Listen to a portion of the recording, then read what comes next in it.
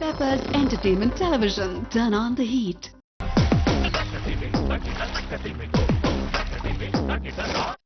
Hi viewers, வணக்கம் and welcome to பா. ஒவ்வொரு வாரமும் உங்களுக்கு பிடிச்ச பல இசை கலைஞர்களை இந்த நிகழ்ச்சியில சந்திக்கிறோம். அவங்களுடைய மியூசிக் கரியரை பத்தி நிறைய விஷயங்கள் தெரிஞ்சுக்கிறோம். அந்த வரிசையில இன்னைக்கு நம்ம சந்திக்க போறது ஒரு மல்டி டேலண்டட் பர்சனாலிட்டி. இவர் வாசிக்காத இன்ஸ்ட்ருமெண்ட்ஸே ப்ராபப்ளி கிடையாதுன்னு சொல்லலாம். அண்ட் எல்லா இன்ஸ்ட்ருமெண்ட்டும் கத்துக்கணும் அப்படிங்கிற ஆர்வம் இவருக்கு அதிகமாகவே இருக்கு. அண்ட் ரொம்ப வருஷமா லைட் மியூசிக் ஃபீல்ட்ல கொடி கட்டி பறக்கக்கூடிய திரு சுந்தராதித் அவர்கள்.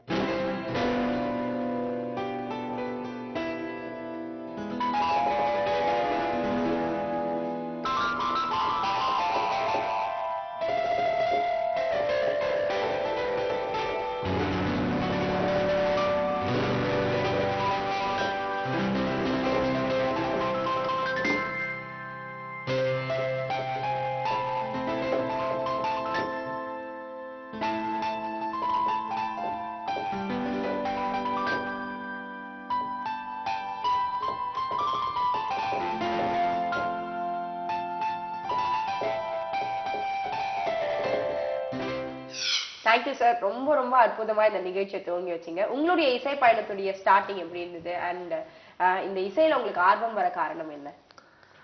ஆர்வங்கிறது எங்கள் ஃபேமிலி மெம்பர்ஸ் எல்லாமே மியூசிஷியன் தான்.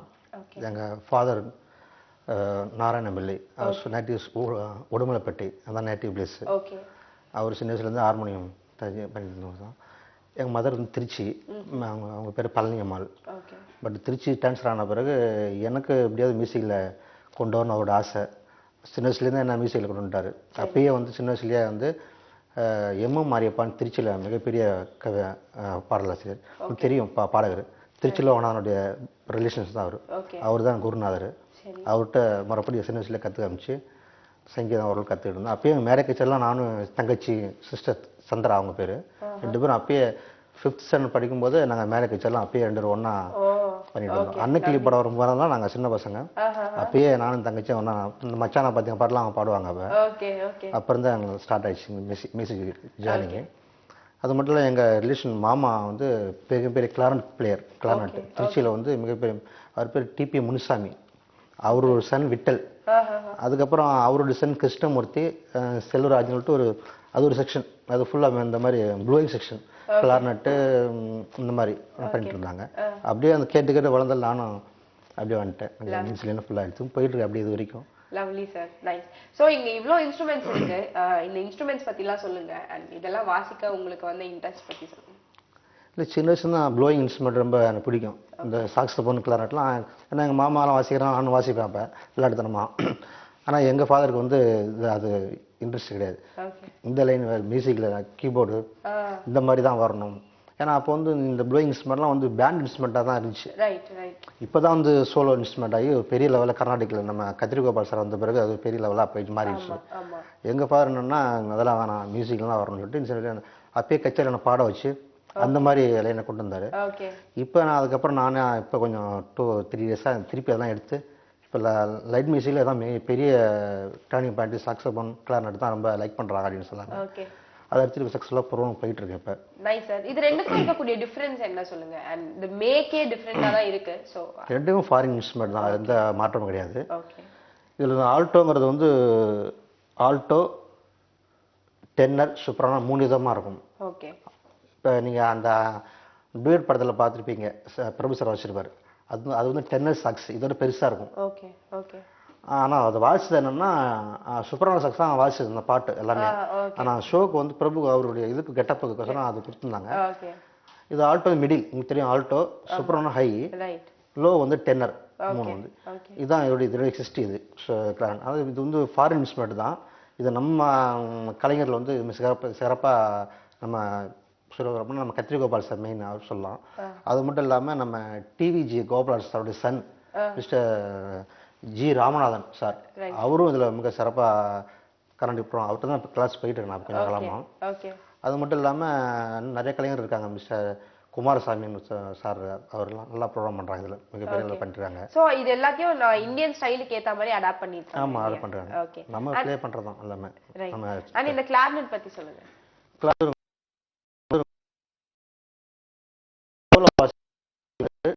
டாப் கீ போட்டால் அப்படியே நோட் மாறிடும். Okay okay. பட் சாக்ஸபெல்லாம் அப்படி கிடையாது. லோ என்னவோ அதே டாப் தான். இப்போ சாணம் தெரியும், நீங்கள் உங்களுக்கு வரலாம் மியூசிக் தெரியும், சா சா அப்படி தான் போகும். ஆனால் கிளாரண்ட் அப்படி கிடையாது. சார் போட்டால் அது ஆப்போசிட்டாக பால் அப்படி நிற்கும் நோட்டு. ஸோ அது வந்து கொஞ்சம் கஷ்டமான கொஞ்சம் டஃப்பான நோட்டு தான். அது மட்டும் இல்லாமல் அதிகமான ஸ்வரங்கள் இதில் ஆக்டிவ் போகலாம். 3 ஆக்டிவ் வரைக்கும் இந்த கிளாரண்ட் வாசிக்கலாம். Okay okay. இந்த கீபோர்டு இருக்க மாதிரி இதில் வாசிக்க முடியும். கொஞ்சம் கஷ்டமான ப்ராக்டிஸ் பண்ணிட்டோம்னா ரொம்ப எங்கள் மாமாவில் வாசிச்சுக்கிட்டா வயலின் மாதிரி வாசிப்பார். அவர்லாம் விட்டு இருந்தார். அவர் வாசிக்க போயிட்டுனா கிளாரண்ட் மாதிரி இருக்காது. வயலினில் எந்த அளவுக்கு வாசிப்பாங்களோ அந்த அளவுக்கு அதை வளைவு நெளிவாக குறைவாக வாசிப்பாங்க. அவங்களாம் இப்போ இல்லை இருந்தால் கூட அவங்களாம் ஞாபகம் வச்சுக்கணும், நம்ம மறக்க கூடாது. அது வேற முடியாது. ஸோ இந்த இன்ஸ்ட்ருமெண்ட்ஸ்லாம் நீங்கள் யார்கிட்டேன்னு கற்றுக்கிட்டீங்க? உங்களுடைய குரு பற்றி சொல்லுங்கள் சார். நான் சின்ன வயசில் வாய்ப்பாட்டை வந்து திருச்சியில் நான் படிக்கும்போது சிவசுப்பிரமணியன் சொல்லிட்டு ஒரு வாத்தியார், அவர் தான் கர்நாடிக் கற்றுக்கிட்டு இருந்தேன். பாட்டு பாடுறது தங்கச்சி ஒன்றா ப்ராக்டிஸ் பண்ணிருந்தோம். அதுக்கப்புறம் நான் சென்னை எங்கள் அப்பா கொஞ்சம் இறந்துட்டார். நான் 9th படிக்கும்போது எங்கள் அப்பா தவறிட்டார். அதுக்கப்புறம் நான் வந்து அப்படியே என்ன சாய்ஸ் பண்ணி தெரியாமல் ஒரு டைம் இருந்துச்சு. கீபோர்டா இல்லை பாட்டா எதுவும் தெரியாமல் டிசைட் பண்ண ஆளுக்கு தெரியல எனக்கு.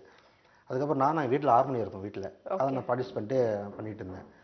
அந்த டைமில் சாக்ஸபோன் லியோன்னு ஒருத்தர் இங்கே திருச்சியில் இருந்த ஒரு பெரிய கலைஞர், அதுதான் சினி மியூசிக்கில் வாசிக்கிறார். அவர் ஒரு தடவை எங்கள் வீட்டுக்கு வருவார், அடிக்கடி வருவார். ஏன்னா எங்கள் மாமாலாம் பார்க்க வருவார். அப்போ நான் வாசிக்கிறத பார்க்கும்போது கீபோர்டெலாம் வாசிக்கிற மாதிரி தெரியுதுன்னு சொல்லிட்டு என்ன வந்து சொல்லவே இல்லை அவர் என்கிட்ட. எங்கள் மாமாவோட சொல்லிட்டு போயிட்டார். இந்த மாதிரி பேர் என்ன கேட்டால் என் பேர் சண்முகசுந்தரம் பேர், இந்த மாதிரி நல்லா வாசிக்கிறாப்புல, கச்சேரி வாசிக்க வருவாரா அப்படிங்கிற மாதிரி என்ன கேட்டார். அதுக்கப்புறம் கொஞ்ச நாளுக்கு அப்புறம் எனக்கு அவர் சொல்லி நான் நேரம் மீட் பண்ணால் அப்போல்லாம் கீபோர்டெலாம் அந்த டைமில் அந்தளவுக்கு வசதி கிடையாது வாங்குறதுக்கு. ஹார்மோனியம் தான் வீட்டில் இருக்கும். அப்புறம் லியோ சார் தான் கீபோர்டு வாங்கி கொடுத்து என்னை ப்ராக்டிஸ் பண்ண சொல்லி அவர் வீட்டில் ரிஹர்சல். அப்போ அந்த டைமில் கீபோர்டு ப்ராக்டிஸ் பண்ணி அந்த காம்பினேஷன் மாற்றுறது கச்சேரிங்கள்லாம் எனக்கு அதான் ஸ்டார்டிங்கான பெரிய இருந்துச்சு. அதுக்கப்புறம் நான் கொஞ்சம் ஒரு தயாரானேன் அவர்கிட்ட இருந்து. அதுக்கப்புறம் நான் தனியாக நான் வந்து சென்னைக்கு வந்தேன். மெட்ராஸுக்கு இதுக்குன்னு ஒரு ஈமாக வந்தேன். சென்னை வந்து மெல்கிராஜன் ஒரு இசைக்குழுவில் ஜாயின் பண்ணி தொடர்ந்து அங்கே தான் 10 வருஷம் அங்கே தான் வாசிட்டு இருந்தேன். அந்த டைமில் வந்து நான் குருநாதர் மிஸ் ஐநாவரத்தில் நித்யானந்த் மாஸ்டர், ஏஆர் ரஹ்மான் வந்து அத்தனை கலைஞர்களுக்கும் அவர் தான் குருநாதர். அவர்கிட்ட கிளாஸ் போனேன். அதன் பிறகு கோடம்பாக்கத்தில் அம்மா பாட்ட கிருஷ்ணமூர்த்தின்னு ஒரு மாஸ்டர் இருக்கார். அவர்கிட்ட கொஞ்சம் கர்நாடிக் கற்றுக்கிட்டு இருந்தேன். அதுக்கு இப்போ வந்து நான் வந்து சாக்ஸபோன் வந்து ஜார்ஜ் மாஸ்டர் ஒருத்தர் வெஸ்டர்ன் பிளேயர் ஐநாவரம், அவர்கிட்ட கற்றுக்கிட்டு இருக்கேன். கர்நாடிக் வந்து ஜி ராமநாத் டிவி கோபராஜனுடைய சன், அவர்கிட்ட கர்நாடிக் கிளாஸ் போயிட்டு வந்துருக்கேன். நைஸ். அண்ட் இப்படி நீங்க கத்துக்கிட்ட அந்த பயணம் தாண்டி ராஜா சாரோட உங்களுக்கு இருக்கக்கூடிய அனுபவங்களை பத்தி நிறைய விஷயங்கள் பேசணும். பட் அதுக்கு முன்னால இப்ப நேயர்களுக்காக ஏதாவது ஒரு பாடல்.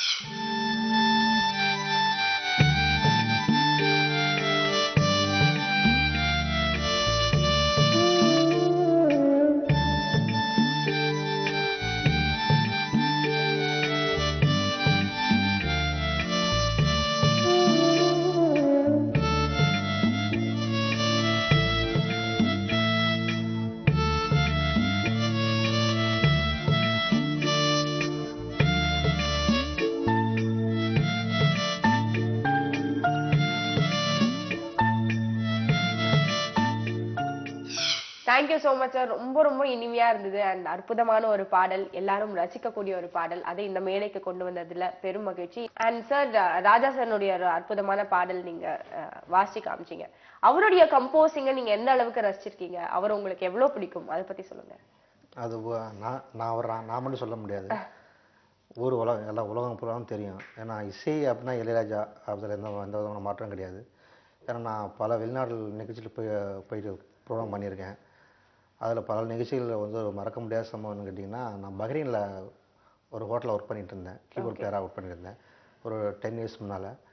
அங்கே நம்ம தமிழ்நாட்டில் தமிழ் பாடல் கேட்குறது ஒரு பெரிய விஷயம் கிடையாது. அங்கே உள்ள அரபிகளில் வந்து ராஜா பாட்டு ரொம்ப விரும்பி கேட்பாங்க. அது எனக்கு இது வரைக்கும் நம்பவே முடியல. அது என்ன பாட்டுன்னு சொல்ல கூட தெரியல, அவங்களுக்கு லாங்குவேஜ் தெரியல. ஒரு கஸ்டமர் ரெகுலராக வருவார் இப்போ எங்கள் ப்ரோக்ராம் வந்து பார்த்துட்டு என்கிட்ட வந்து அப்போ வந்து நான் ஃப்ளாப்பியில் தான் சாங்ஸ்லாம் போடுவோம். இந்த மாதிரி கீபோர்ட் ஃப்ளாப்பியில் எடுத்து சாங்ஸ் ப்ளே பண்ணுவோம், ட்ராக்ஸ்லாம் போடுவோம். இந்த ஃப்ளாப்பி அவர் கேட்குறாரு, என்கிட்ட கேட்குறாரு ராஜாவுடைய சாங் என்ன பண்ணு சொல்ல தெரியாமல் அவர் கேட்குறாரு. நான் கெஸ் பண்ணேன் கரெக்டாக.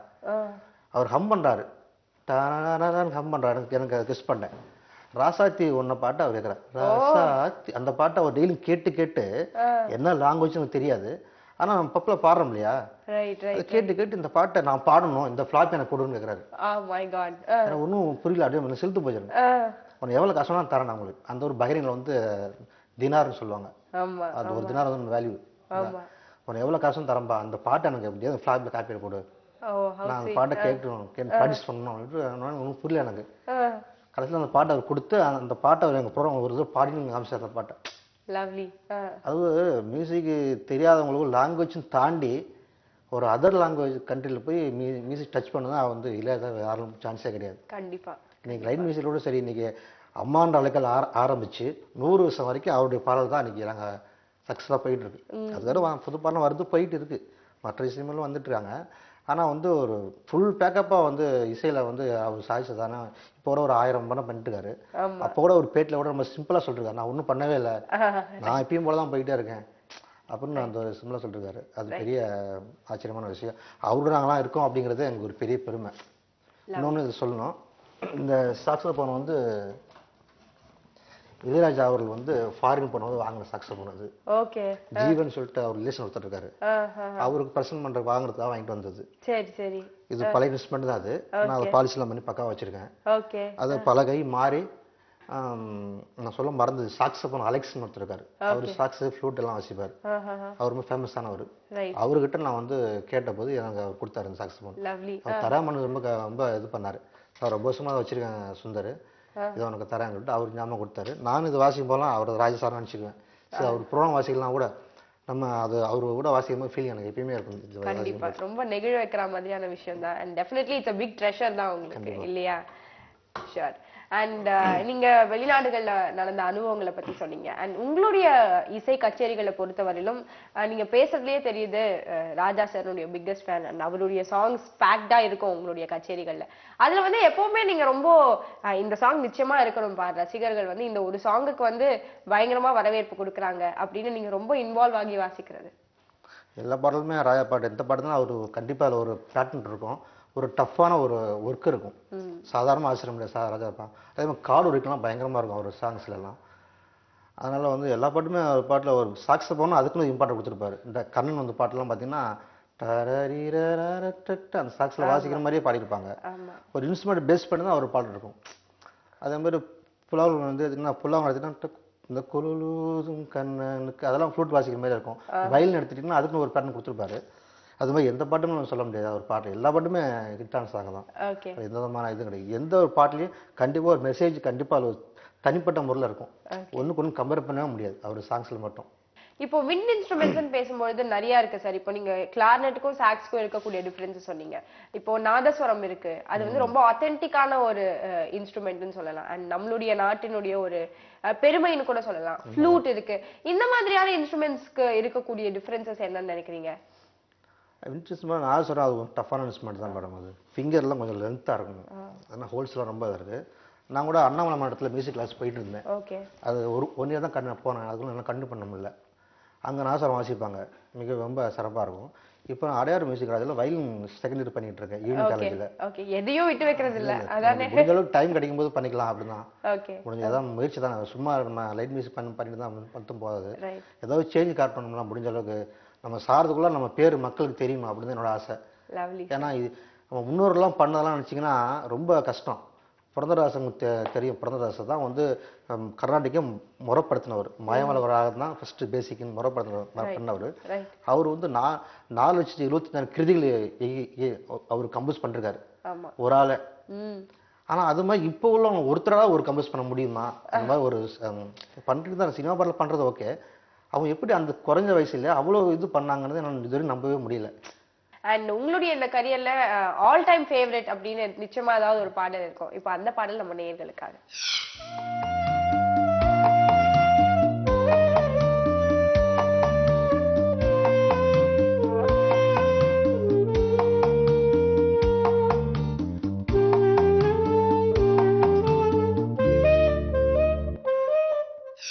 சார், இவ்வளவு வருஷம் உங்களுடைய கச்சேரிகள்ல நீங்க யார் யார் கூட எல்லாம் சேர்ந்து வாசிருக்கீங்க, அந்த மாதிரி அனுபவங்களை சொல்லுங்க.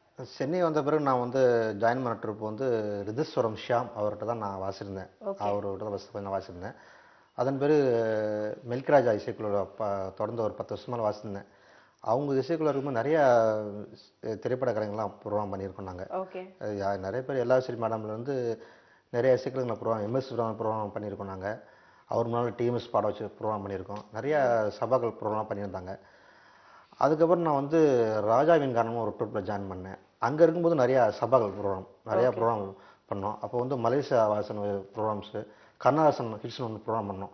அதில் அனைத்து கலைஞரும் கலந்துட்டாங்க. அதில் மலேசியா வாசன் வந்திருந்தார். அவர் சன் யுகேந்திரன், அவர் அப்போ தான் மியூசிக் கேரியர் ஸ்டார்ட் பண்ணுறாரு. அவர் தான் கண்ணை கலைமான பாட்டு அன்றைக்கி பாடினார். அது மட்டும் இல்லாமல் அன்றைக்கி மறக்க முடியாத சீர்காழி சிவசரன் சார் வந்தார். அன்றைக்கி அந்த ப்ரோக்ராம் வந்தார். அது சிவசரன் சார் வந்து எனக்கு வந்து ஏற்கனவே நான் சின்ன பையனாக இருக்கும்போது எங்கள் அப்பா வந்து திருச்சி ஆல் இண்டியா ரேடியோவில் வந்து ப்ரோக்ராம் பண்ண போகும்போது சீரியல் கோவில் சார் ப்ரோக்ராம் வருவார், இங்கேருந்து வருவாங்க. அப்போ இந்த ரேடியோ ப்ரோக்ராம் பண்ணுறது வருவாங்க, கவர்மெண்ட் ப்ரோக்ராம்ஸ் பண்ணுறது வருவாங்க. அப்போ நானும் எங்கள் அப்பா என்னை கூப்பிட்டு போகிறாரு. அப்போ நான் சின்ன பையன், அப்போ சிவசரன் இருந்தாலும் அவரு சின்ன அவரும் வந்திருக்காரு. அப்போ தான் எங்கள் அப்பா வந்து அறிமுகம் வச்சாப்புல இந்த மாதிரி சீரியல் என் பையன் தான். ஆனால் அவர்களும் தெரியும், எனக்கு நல்லா தெரியும், சிவசரன் தெரியுது. அதுக்கப்புறம் நான் மெட்ராஸ் வந்து வளர்ந்து ஒரு கச்சேரி வாசம் இவர் நம்ம சார் வந்தார், அந்த ப்ரோக்ராம் வந்தார், சீர்காழி சிவசரன் வந்தார். பட் அவர் இன்னும் சொல்ல முடியல, சார் உங்களை சிறுவர்கள் பார்த்துருக்கேன், உங்கள் அப்பாவோட வந்திருக்கீங்க, திருச்சியெலாம் வந்திருக்கீங்க, எங்கள் அப்பாவெல்லாம் ஒர்க் பண்ணிட்டு ஒன்றா ஒர்க் பண்ணாங்க அப்படின்னு சொல்ல பறந்துருப்பாங்க. அது மறக்க முடியாத அனுபவம் தான். அது மட்டும் இல்லாமல் எல்லாரும் சரி அம்மா கூட நிறைய ப்ரோக்ராம் பண்ணியிருந்தேங்க.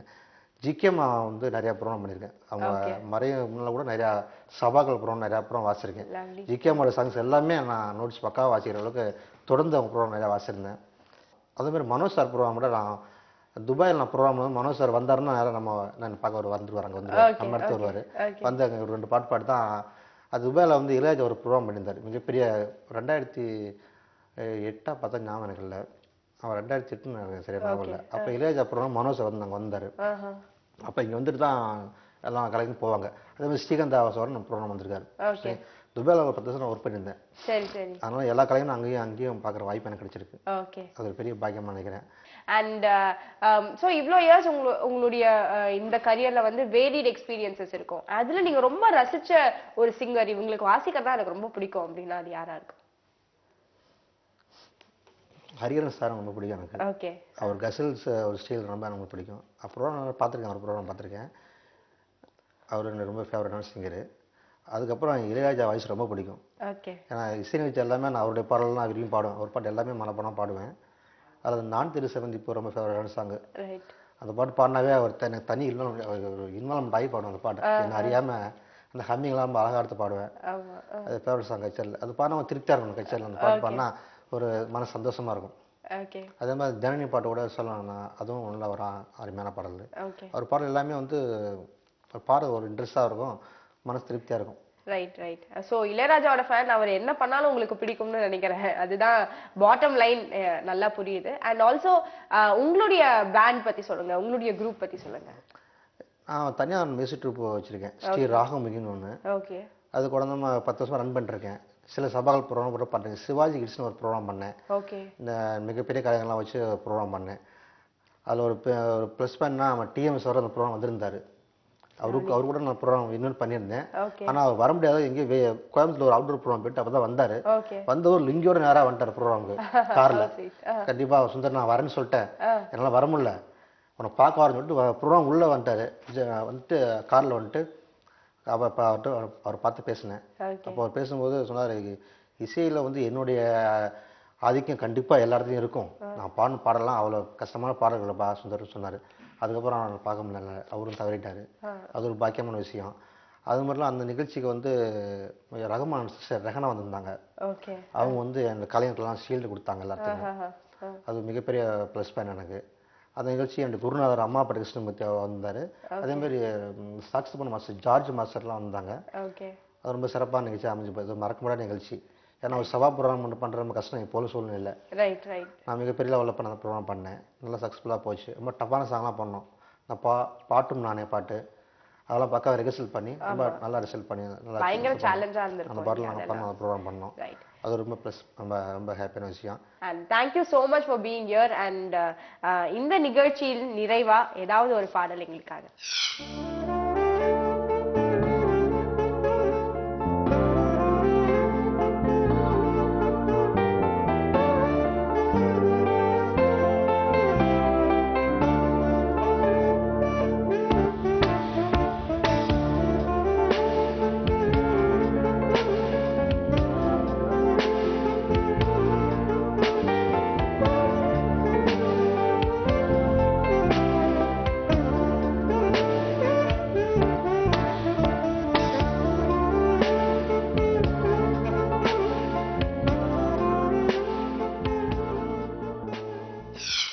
So much sir. ரொம்ப ரொம்ப அருமையா இருந்தது. அண்ட் உங்களை சந்திச்சதுல பெரும் மகிழ்ச்சி. அண்ட் உங்களுடைய லைஃப்ல உங்களுடைய கரியர்ல இன்னும் நிறைய வண்டர்ஃபுல்லான திங்ஸ் வந்து நீங்க இன்னும் மேல்மேல ஒரு மிகப்பெரிய ஆர்டிஸ்டா உருவெடுக்கணும்னு பெப்பர்ஸ் டிவி சார்பா வாழ்த்துக்கள். நன்றி. ரொம்ப அருமையா அமைஞ்ச இந்த உரையாடல இருந்து நாம தெரிஞ்சுக்கிட்டது என்னன்னா, இந்த இசை மேல நமக்கு ஒரு பேஷன் இருந்ததுன்னா நிச்சயமா எந்த ஒரு இன்ஸ்ட்ருமெண்டா இருந்தாலும் சரி அதை நம்மளால ரொம்ப சிறப்பா வாசிக்க முடியும். அண்ட் ஆல்சோ இந்த இசையை நெக்ஸ்ட் ஜெனரேஷனுக்கும் கொண்டு போய் சேர்க்கறதுக்கான பல அருமையான விஷயங்களை நம்மளோட ஷேர் பண்ணிக்கிட்டாரு திரு சுந்தராதித் அவர்கள். நிச்சயமா இதை நீங்க ரசிச்சு பார்த்திருப்பீங்க. மீண்டும் அடுத்த வாரம் இதே இசை நிகழ்ச்சியில வேறொரு இசை கலைஞரின் இசை அனுபவங்களோட உங்களை சந்திக்கிறேன். Until then, Sridevi signing off. Have a great day.